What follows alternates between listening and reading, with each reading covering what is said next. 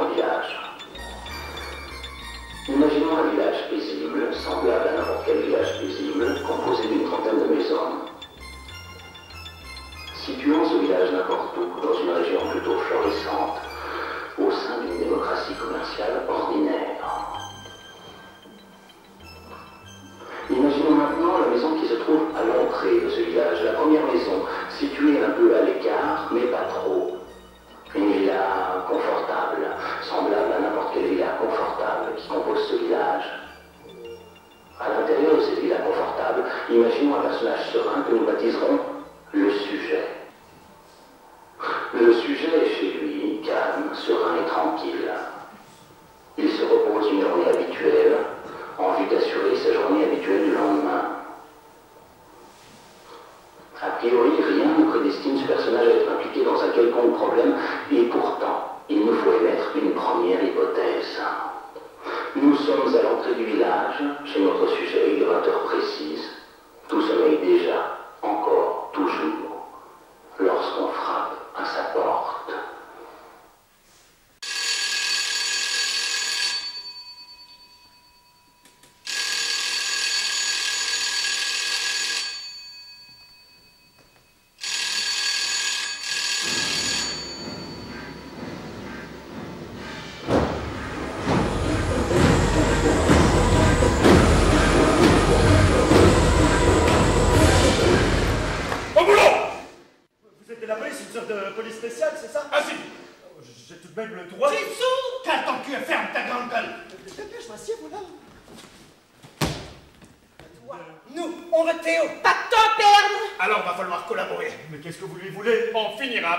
Avec ou sans ton aide. Mais vaudrait mieux que tu nous aides.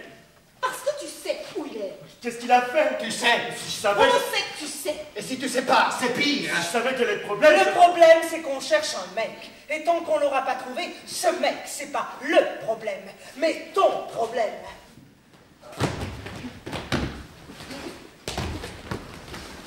Dommage, va falloir faire sans lui. Mets-lui une balle dans la tête. Quoi? Vous n'allez pas faire ça? Allez, flingue-moi ça et tirons-nous. Non, attendez! Tire! Je vous en prie! Tu parles ou tu crèves? Fais ton choix, vite. Il doit venir. Théo sera là d'une minute à l'autre. Vous n'avez qu'à l'attendre ici, mais ne me tuez pas, pitié! Bien. Voilà pour la première hypothèse. Maintenant, prenons le problème dans l'autre sens. Revenons quelques minutes en arrière, à 20 heures précises, et imaginons que ce même jour, à la même heure, notre sujet habite non pas la première maison, mais la dernière. La maison qui se trouve à la sortie du village.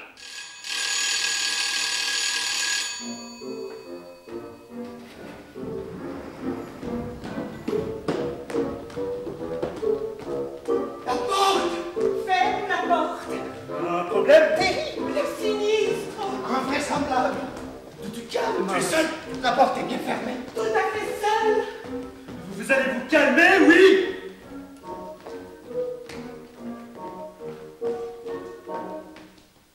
Bien. Des intrus ont déjà investi la première maison à l'entrée du village. Un des nôtres est entre leurs mains à ce moment même. Et peut-être qu'ils l'ont déjà. Peut-être! Déjà? Oui. S'ils trouvent Théo, oh Dieu seul, qu'est-ce qui nous arrivera? Appelons la police! La police? La police! Le temps qu'ils arrivent! La police? Inutile d'y penser. Si je savais quel est le problème... Le problème, c'est des fous furieux qui vont débarquer chez toi d'une minute à l'autre. Alors si tu ne fais rien, ce n'est pas le problème, mais ton problème. On doit te considérer comme un déserteur. Moi? Ou pire, un collabo. Moi? Comme l'autre, à l'entrée du village. C'est pour qui me prenez-vous? Alors choisis ton camp. Avec ou contre nous, fais ton choix. Vite.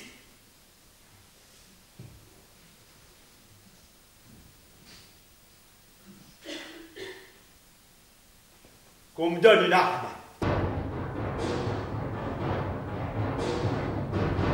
Bien. Voilà pour la deuxième hypothèse.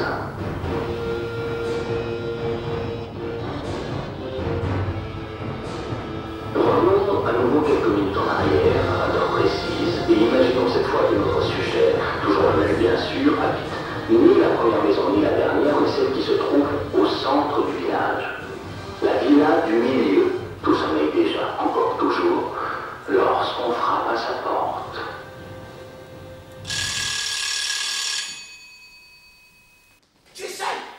complètement seul. Des intrus à l'entrée du village qui cherchent Théo. Et de l'autre côté, à la sortie du village, la résistance s'organise. Non mais attendez un peu. Tout ça n'est pas déjà arrivé? Ça, quoi?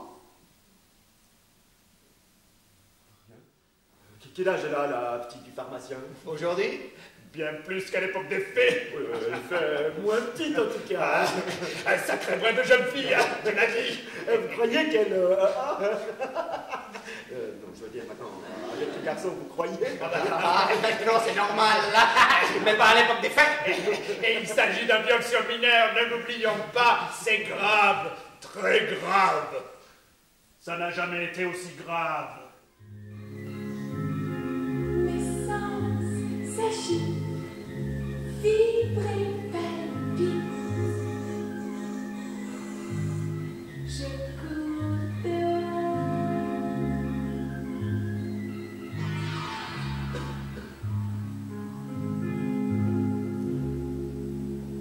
Je m'accroupis sur l'herbe mouillée. L'humidité inonde ma robe d'été. Voilà pour la troisième hypothèse. Le cœur du problème est atteint, celui du sujet aussi. Alors, continuons, ou plutôt, recommençons.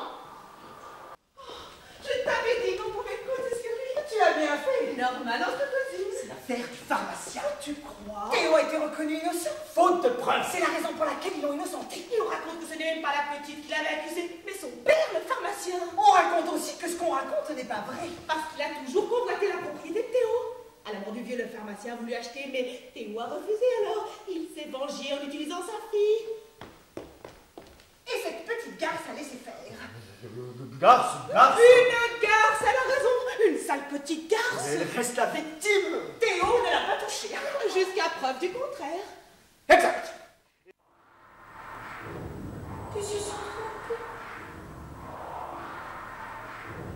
dans votre déchirure.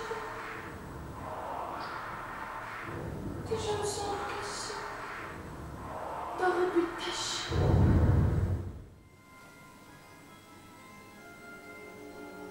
Viens! Viens! Ensemble, on va se déguster.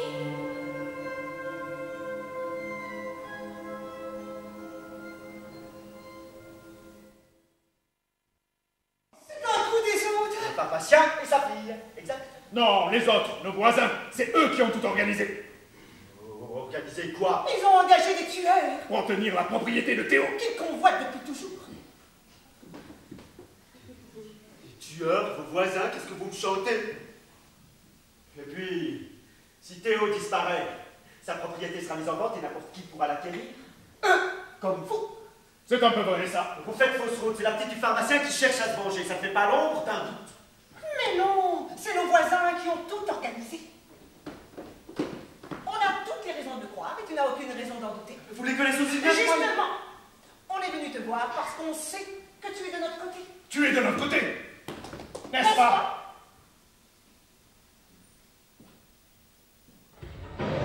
Viens là, mon chien, mon gentil petit gardien.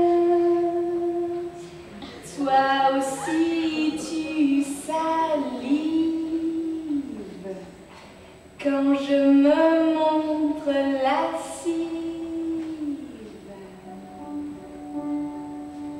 Ben, laisse-moi te dire, sale clébard, à toi et à tes amis charognards, même si vous pendez à en mourir, vous ne pourrez jamais en jouir.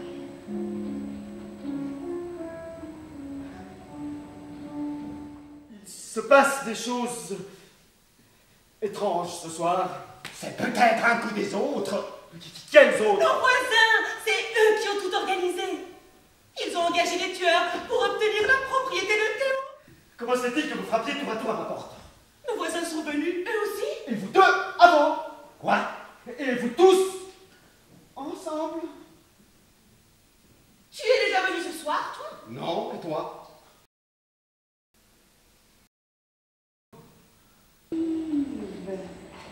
Quand je me montre lassée,